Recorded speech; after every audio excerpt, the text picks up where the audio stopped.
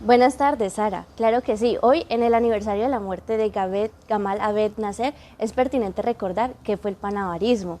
El panabarismo fue un proyecto político mancomunado y este buscaba la adherencia de todos los países árabes en pro de la solución de los problemas políticos y militares comunes. Y si bien tuvo su auge entre los 50 y los 60, como lo mencionaste, Sara, pues entre los principales hitos políticos que precedieron este movimiento y que se relacionan con el mandatario egipcio se encuentran tres. El primero es el derrocamiento del rey Farouk por los oficiales libres, que como lo mencionaste fueron liderados por Gamal Abed Nasser, y esto fue en 1952. La posterior nacionalización del Canal del Suez, y tercero, la intervención militar franco-británica, en la que Estados Unidos también jugó un papel importante.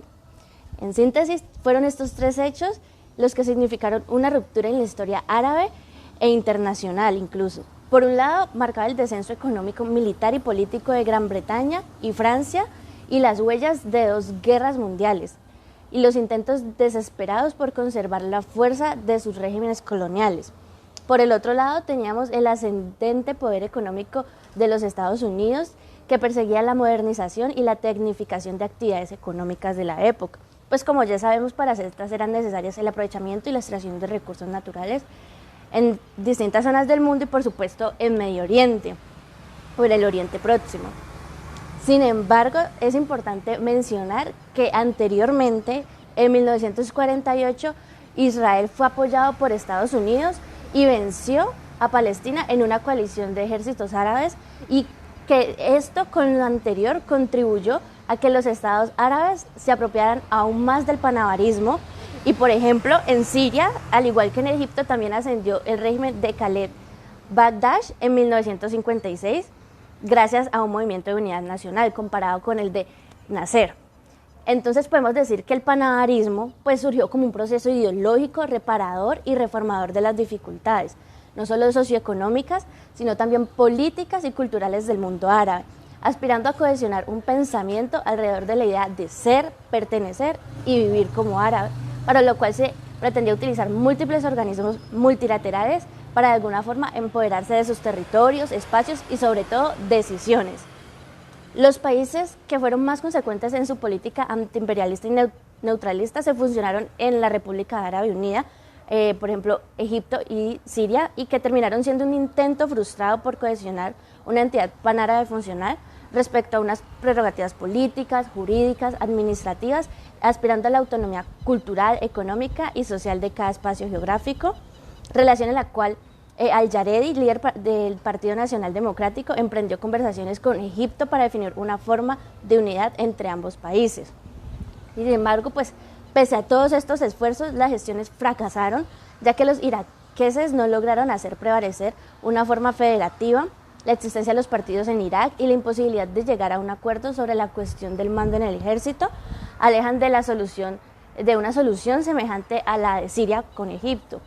Y también se percibió cómo la reforma agraria que habían instaurado estos estados fue frenada en su desarrollo, y las cooperativas aseguraron que la preponderancia económica de los propietarios más ricos en esto, ¿sí?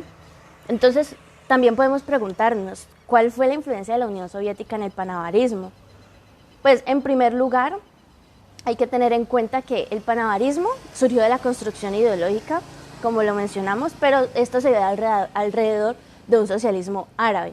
En esa perspectiva, también es válido aclarar que en este nació bajo el seno de la producción intelectual de distintos personajes que pertenecían a las élites sirias, y estas en su mayoría del sector comerciante. Y debido a la instrucción y educación que tuvieron en las universidades europeas, comenzaron a tener una visión muy distinta de las realidades socioeconómicas, no solo en el ámbito sirio, sino también del Oriente Próximo en general. Y por el lado soviético, pues para era muy importante asegurarse aliados, especialmente porque si vemos la geografía, estaban en sus espacios limítrofes, así como la generación de dinámicas en la región, pero también era primordial tener en cuenta la transición entre la influencia agrofrancesa en la región y que Estados Unidos tenía un interés sobre esta misma región. Entonces, por eso era necesario que se evitara un acercamiento estratégico, y que se hacía de alguna forma evidente en los acercamientos de Grecia, Turquía y otros países de la región a la doctrina Truman.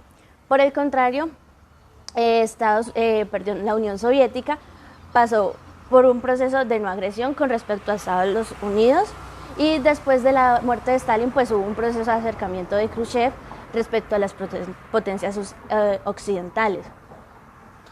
Sin duda pues el apoyo militar que la Unión Soviética les podía brindar a los estados árabes era importante, sin embargo pues no fue de la dimensión del que Estados Unidos le brindó, por ejemplo, a Israel. Bueno, esto sería todo en nuestra nota. Muchas gracias y a continuación los dejo con mi compañero David Báez.